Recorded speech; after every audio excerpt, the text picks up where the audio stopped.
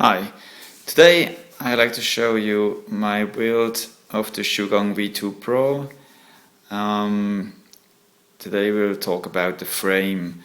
The frame is almost original. I just changed a few things to get a better stand on the floor and a little bit more stiff arms. The original dampening system here is a bit too soft, and I will show you what I changed. First, we'll have a look at the bottom. The original stands you have are these rubber parts. They're okay, but when I show you the bottom side, you can see these round holes. These are the spots where these rubber stands are mounted, and as you can see, this is a pretty this is not wide. The stand is not wide, so if you put the copter on a floor which is not really flat, like my table here, you have the problem that it's not stable. It moves, and if you don't calm down, if you land not very smooth, then it can move like this, and your props can touch the ground, as you can see. So you can damage your props when the copter is shaking when you go down, or also when you lift the copter from the bottom. So what I did is I built carbon parts which replace the original rubber stands. This is more or less simple form. I just had to cut two pieces, use the original screw points in the frame to mount them. That's the back side here. Here we have the front side.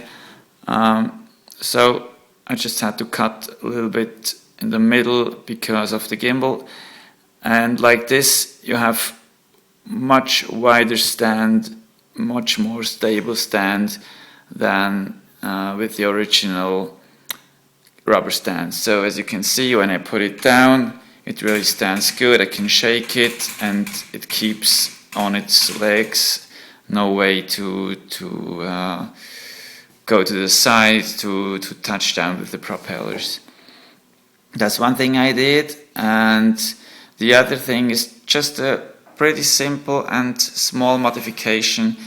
As you can see, I have here two aluminium parts. One is also used for my FPV antenna, but there is also another function with these two aluminium parts. They fit pretty tight in these two rubber parts, and the point is, when you take them out, you can easier move your copter, or just the upper part, just the arms. You can move them left and right, and the frame stays in its position. And when it's too soft, you have the problem that the electronics don't know how exactly to correct the flight position, because the frame does the movement a bit later, and when you have this lag from the frame, you will have the problem that your copter will always shake. You can go down with the gain with your DJI controller, but you still have some movement. When it's not when there is no wind, it's okay, but just a little wind, and then you will have this problem.